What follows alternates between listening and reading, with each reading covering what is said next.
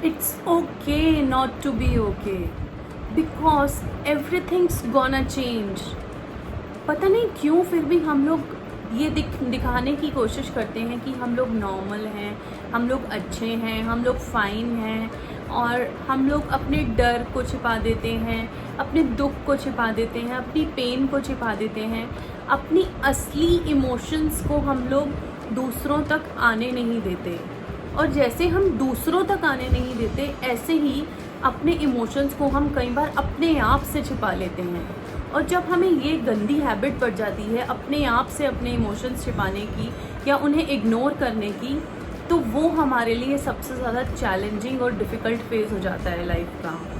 हमें हमेशा याद रखना चाहिए कि एक दिन के बाद, एक वीक के बाद, एक साल के बाद कभी भी हमारे इमोशंस वो नहीं होंगे जो अभी हैं, इसी वक्त पर हैं। क्योंकि हमें पता है कि सब कुछ चेंज होता है, एवरीथिंग चेंजेस विद टाइम। लेकिन हम लोग फिर भी भूल जाते हैं कि हमारे जो ये इमोशंस हैं ये भी चेंज हो जाएंगे।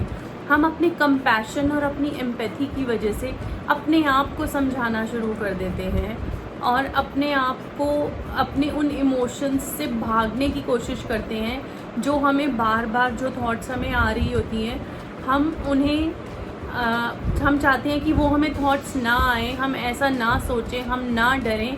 हम अपने आप के लिए ऐसी स्ट्रगल करते रहते हैं।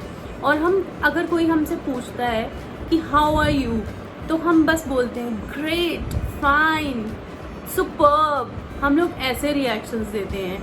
बेशक से अंदर से हम पेनफुल फील कर रहे हों, अंदर से हम हर्ट फील कर रहे हों, लेकिन हम किसी को वो शो नहीं होने देते।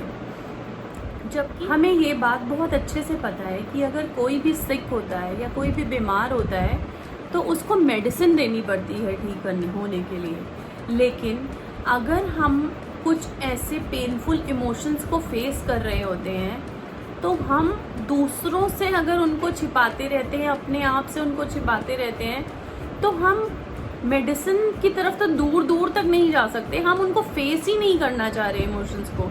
तो ऑब्वियसली उनके लिए जो ट्रीटमेंट है, उनके लिए जो चेंज करने का तरीका है, वो बहुत ही डिफरेंट और डिफ़िकल्ट हो जाता है। आई थिंक अपने इमोशंस को मास्क करने की बजाय हमें अपने इमोशंस को फेस करना चाहिए। हमें जो थॉट्स आ रही हैं, अगर हम स्केर्ड फील कर रहे हैं, अगर हम अनसर्टेन फील कर रहे हैं, तो हमें वो फीलिंग लेनी चाहिए, हमें वो थॉट्स अपने अंदर आने देनी चाहिए और उनको अपने आप को टाइम देना चाहिए उन चीज़ों को समझने के लिए कि ऐसा क्यों हो रहा है, ऐसा कैसे हो रहा है, ऐसा कब से हो रहा है। अपने आप से क्वेश्चंस करने चाहिए, अपने आप की सेल्फ काउंसलिंग करनी चाहिए, और तभी हम ऐसी चीज़ों से जल्दी करके मूव ऑन कर सकते हैं। और इसीलिए हम कहते हैं it's okay to feel scared, it's okay to feel uncertain, it's okay to feel sad, it's okay to feel pain. लेकिन ये इंडियन सोसाइटी ने ऐसा क्राइटेरिया बनाया हुआ है, हम लोगों की मेंटालिटी ऐसी है कि अगर हम पेन फील कर रहे हैं या अगर हम छोटी छोटी बातों में रो रहे हैं तो हमें वीकनेस का नाम दे दिया जाता है कि इस इंसान के अंदर वीकनेस है। उस वीकनेस को एक नेगेटिविटी के रूप में देखा जाता है। तो इस चक्कर में लोग अपने ही इमोशंस से भागने लग जाते हैं। उनको लगता है कि हमें ऐसे नेगेटिव इमोशंस आना कोई नॉर्मल चीज़ नहीं है, but it's always normal to face all kinds of emotions. And everyone in life, I bet you, everyone in life faces every kind of emotion. It's only how you perceive it. It's only how you face it. It's only how you come out of it. All this is that matters.